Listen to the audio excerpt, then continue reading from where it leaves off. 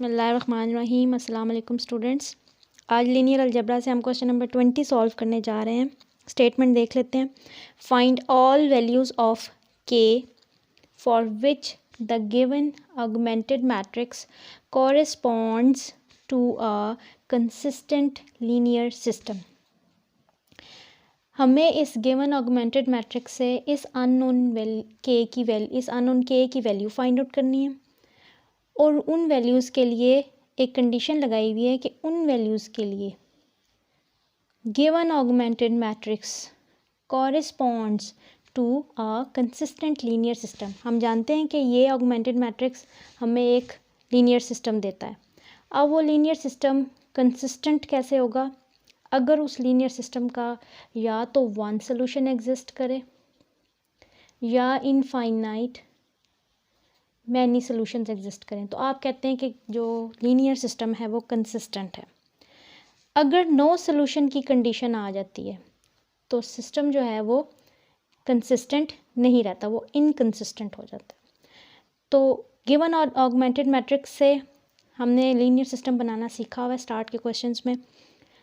इस augmented matrix का linear system बनाने से पहले हम इसको सॉल्व कर लेंगे, थोड़ा सा सिंप्लीफाई कर लेंगे। इस पे कुछ रो ऑपरेशंस देख लेते हैं कौन से लग सकते हैं जो इसको थोड़ा सा सिंप्लीफाई करें, ताकि हम इजीली के की वैल्यूज़ को डिसाइड कर सकें कि वो क्या है। रो ऑपरेशन करेंगे। हम देख सकते हैं कि यहाँ पे -6 को ज़ीरो कैसे बनाया जा सकता है। 2 टाइम्स R1 अगर हम करेंगे तो यहाँ पे ऐड करेंगे तो यहाँ पे ज़ीरो बन जाएगा। रो 2 में चेंज आएगा R2 + 2 टाइम्स R1। रो 1 ये जो है इसको हम 2 से मल्टीप्लाई करेंगे और इसको फिर ऐड करेंगे R2 में, तो R2 की ये वाली एंट्री भी ज़ीरो हो जाएगी और ये वाली एंट्री भी ज़ीरो हो जाएगी। करके देखते हैं। R1 as it is 3 - 4 and K। Row 2 में क्या चेंज आएगा? -6 + 6 0, 8 - 8 क्योंकि R1 से हम 2 को मल्टीप्लाई करें, 5 + R2 + 2 टाइम्स R1। ओके, अब देख सकते हैं ऑगमेंटेड मैट्रिक्स काफ़ी सिंप्लीफाई हो गया है। इसमें सारी एंट्रीज़ जो रो 2 की थी उनमें पहली और 2 वैल्यूज़ जो हैं वो ज़ीरो हो गई हैं। अब इसका हम कॉरेस्पॉन्डिंग लीनियर सिस्टम लिखेंगे। कॉरेस्पॉन्डिंग लीनियर सिस्टम लिखने का तरीका हमें पता है कि रो 1 से हम लिखेंगे 3। सपोज वेरिएबल x और y हम देख लेते हैं। -4y = k। ये गिवन ऑगमेंटेड मैट्रिक्स है, इसको आपने सिंप्लीफाई किया है और इसे अब हम लीनियर सिस्टम लिखेंगे और वो लीनियर सिस्टम कौन सी वैल्यूज़ ऑफ k के लिए कंसिस्टेंट है वो हमने फाइंड आउट करना है। ठीक है। रो 2 में लेफ़्ट साइड आपकी सारी ज़ीरो होगी, राइट साइड पे आप लिखेंगे 5 + 2k। ओके, अब ये लीनियर सिस्टम आ गया है और इसकी दो इक्वेशंस हैं। Suppose equation number 1 and equation number 2। Okay, अब यहाँ पे हम इक्वेशन नंबर 2 को अगर देखें तो लेफ़्ट साइड तो ज़ीरो है। कंसिस्टेंसी कब होल्ड करेगी? जब ये राइट साइड भी ज़ीरो हो, 0 = 0, तभी आप कहेंगे ना कि कोई सोल्यूशन एग्जिस्ट कर रहा है या इनफाइनाइट मैनी सोल्यूशन एग्जिस्ट कर रहे हैं। कंट्राडिक्शन कब आएगी? जब लेफ़्ट साइड पे ज़ीरो और राइट साइड पे नॉन ज़ीरो वैल्यू हो। तो हम दोनों कंडीशंस डिस्कस कर लेते हैं। के की कौन सी वैल्यूज़ के लिए कंसिस्टेंसी आ रही है, पहले हम वो देख लेते हैं। If 5 + 2k = 0 implies k = -5/2। यही वैल्यू होनी चाहिए ना के की, तभी ये राइट साइड ज़ीरो होगी तो 0 = 0 होगा, तो इक्वालिटी होल्ड करेगी। हम कह रहे हैं कि if k = -5/2 then equation number 2 becomes 0 = 0, equality hold करेगी। ओके, अगर इक्वेशन नंबर 2 आपको 0 = 0 दे रही है, it means there is no restriction on values of x and y। x और y की वैल्यू पे कोई रिस्ट्रिक्शन नहीं है, x और y फ्री हो गए हैं। इक्वेशन नंबर 1 बिल्कुल फ्री होगी है सॉल्यूशंस देने के लिए। तो हम लिखेंगे and equation number 2 impose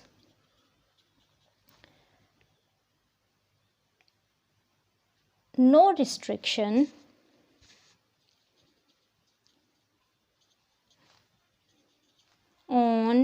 values of x and y। Equation number 2 ने आपको ना तो कोई x की स्पेसिफिक वैल्यू दी है ना ही y की, उसने आपको इक्वेशन नंबर 1 को फ्री कर दिया फॉर ऑल वैल्यूज़, यानी x और y की आप इनफाइनाइट मैनी सोल्यूशंस आपको इस सिचुएशन में मिलेंगे। क्या लिखा equation number 2, impose no restriction on values of x and y and 1 gives, जो इक्वेशन नंबर 1 है वो आपको देगी इनफाइनाइट मैनी सॉल्यूशंस, और जो गिवन लीनियर सिस्टम है या कॉरेस्पॉन्डिंग लीनियर सिस्टम है वो कंसिस्टेंट हो जाएगा। एंड कॉरेस्पॉन्डिंग, अगर आप समझ के करेंगे तो ये सारी स्टेटमेंट आप खुद भी लिख सकते हैं, इसको आपको कोई याद करने की ज़रूरत नहीं होगी, क्योंकि यहाँ पे बिल्कुल क्लियर है कि हम क्या बता रहे हैं कि इक्वेशन नंबर 2 जो है उसने कोई रिस्ट्रिक्शन नहीं लगाई equation number values of x और y पे, और इक्वेशन नंबर 1 जो है वो गिव्स इनफाइनाइट मैनी सॉल्यूशंस। और जो कंसिस्टेंट सिस्टम कैसे होगा, दो कॉरेस्पॉन्डिंग लीनियर सिस्टम है, लीनियर सिस्टम वो कंसिस्टेंट हो जाएगा, corresponding linear system becomes consistent। किस वैल्यू ऑफ k के लिए, फॉर k इक्वल्स टू -5/2, ये हमने फाइंड आउट करनी थी। becomes consistent for k is equals to -5/2।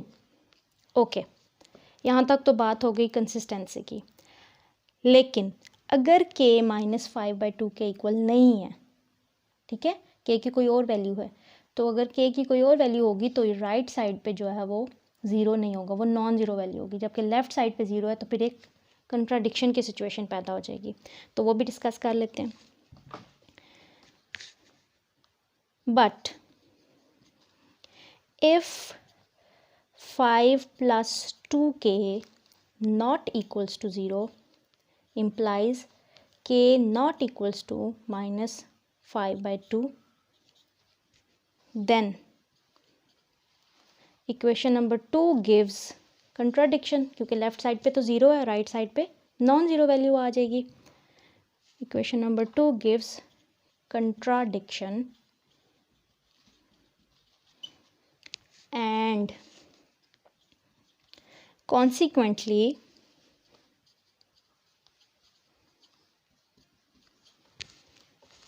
No solution. अब इस कंट्राडिक्शन की वजह से कोई सॉल्यूशन एग्जिस्ट नहीं करेगा। नो सॉल्यूशन एग्जिस्ट फॉर, या आप लिख लें बस नो सॉल्यूशन एग्जिस्ट हेंस, आप हेंस में अपना रिजल्ट मेंशन कर दें, hence the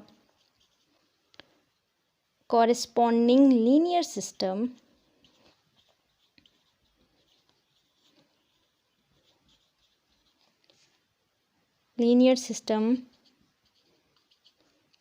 becomes consistent only, सिर्फ एक वैल्यू ऑफ k के लिए आपका जो ये लीनियर सिस्टम है वो कंसिस्टेंट होगा। किस वैल्यू के लिए, for k equals to -5/2। Other than this value हमारे पास इक्वेशन नंबर 2 में हर वैल्यू ऑफ k के लिए कंट्राडिक्शन आएगी, क्योंकि कोई भी वैल्यू होगी इक्वेशन नंबर 2 जो है वो हमें कंट्राडिक्शन देगी। हम चेक कर लेते हैं आपको समझाने के लिए।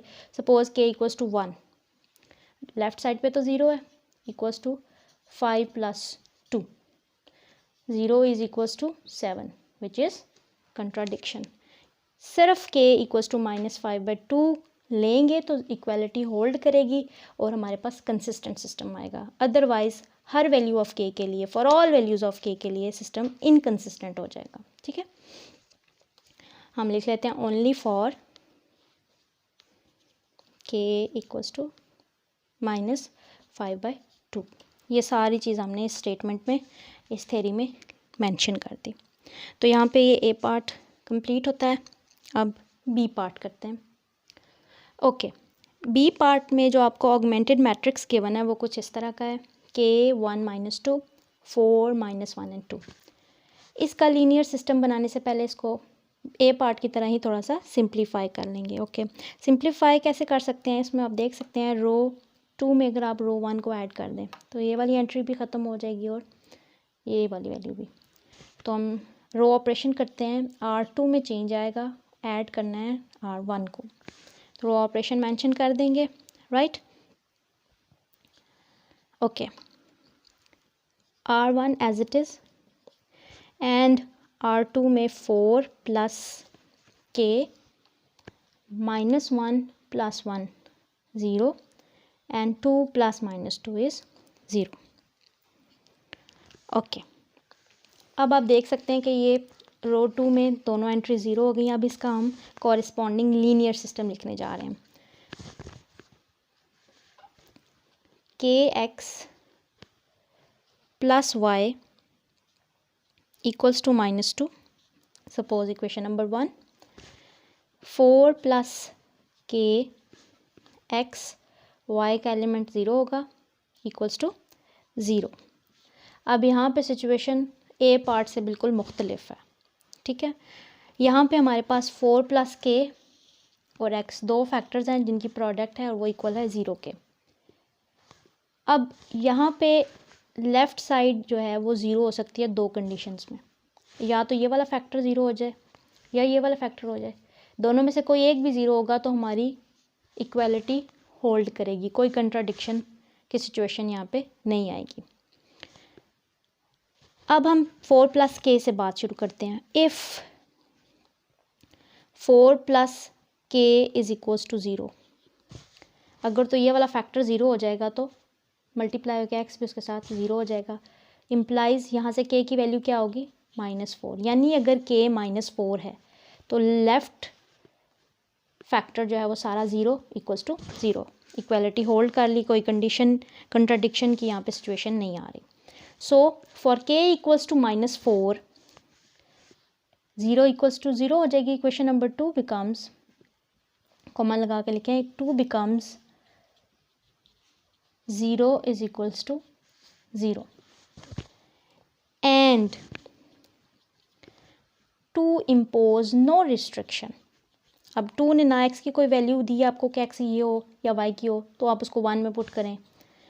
No restriction on values of x and y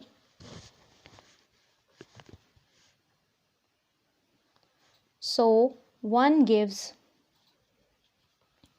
infinite many solutions। Question number 1 gives infinite many solutions, यानी many solutions से हमें क्या पता चला कि हमारा लीनियर सिस्टम जो है वो कंसिस्टेंट है फॉर k = -, क्योंकि वो सॉल्यूशंस तो दे रहा है, मोर देन 1 दे रहा है, इनफाइनाइट मैनी दे रहा है, many solutions. So linear system consistent होगा, linear system becomes consistent for k = -4। ये बात तो तय होगी कि फॉर k = -4 के लिए सिस्टम कंसिस्टेंट है। अब मसला आता है कि अदर देन -4, k की कोई और वैल्यू हो, -4 ना हो, तब सिस्टम कैसे बिहेव करेगा, क्या कंसिस्टेंट होगा या इनकंसिस्टेंट होगा। अब हम वो चेक करेंगे, जैसे कि हमने ए पार्ट में भी यही काम किया था कि पहले एक वैल्यू डिसाइड कर ली थी -5/2, गालिबन यही थी। उसके साथ हमने देखा कि कंसिस्टेंसी तो होल्ड कर रही, लेकिन अदर देन -5/2 क्या कंसिस्टेंसी होल्ड करती थी, उस केस में नहीं करती थी। यहाँ पे हम चेक करेंगे कि -4 के लिए तो सिस्टम कंसिस्टेंट हो गया, क्या -4 से अलावा कोई वैल्यूज़ हों k की, तो क्या सिस्टम कंसिस्टेंट होगा या नहीं। अब हम वो चेक करें। If k not equals to -4, k की कोई और वैल्यू है,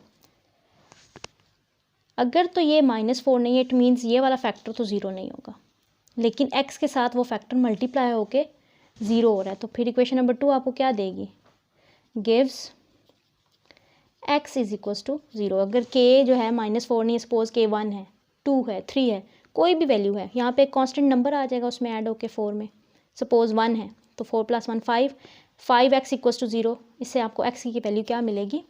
0। Equation number 2 gives x equals to 0। अब इक्वेशन नंबर 2 ने रिस्ट्रिक्शन इम्पोज की है कि x की वैल्यू क्या होनी चाहिए? 0। अब ये इक्वेशन नंबर 2 आपको x 0 दे रहा है, जो कि आप 1 में पुट करेंगे और आपको एक पॉइंट मिलेगा। किसकी वैल्यू मिलेगी? y की। ठीक है, for x equals to 0 equation number 1 gives y equals to -2, यानी ये वाला फैक्टर तो 0 हो जाएगा क्योंकि x आपने 0 लिखा, y इक्वल्स टू -2। अब इस केस में आपके पास इक्वेशन नंबर 2 ने रिस्ट्रिक्शन आयद की है x के ऊपर कि x must equals to 0। Consequently equation number 1 आपको देगी y इक्वल्स टू -2। यहाँ पे हमारे पास पॉइंट आ गया या वैल्यू या सोल्यूशन आ गया, आप कह सकते हैं 0 -2।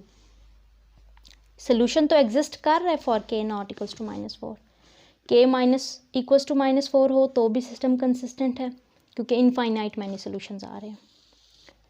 लेकिन अगर k -4 नहीं है तब भी आपके पास सोल्यूशन आ रहा है 0 -2, एक सोल्यूशन आ रहा है, right.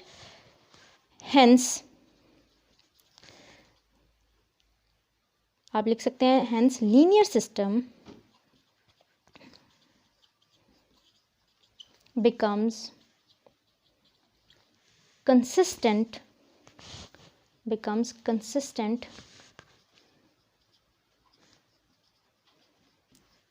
for all values of k। ठीक है, for all, वो -4 हो या -4 के अलावा कोई और वैल्यू हो, आपका लीनियर सिस्टम जो है वो कंसिस्टेंट होगा ऑफ के। ठीक है, तो यहाँ पे हमने ए और बी पार्ट सॉल्व कर लिए क्वेश्चन 20 के। इंशाल्लाह नेक्स्ट वीडियो में हम अगला क्वेश्चन 21 सॉल्व करेंगे। तब तक आप इसकी प्रैक्टिस करें। मिलते हैं नेक्स्ट वीडियो में। अल्लाह हाफिज़।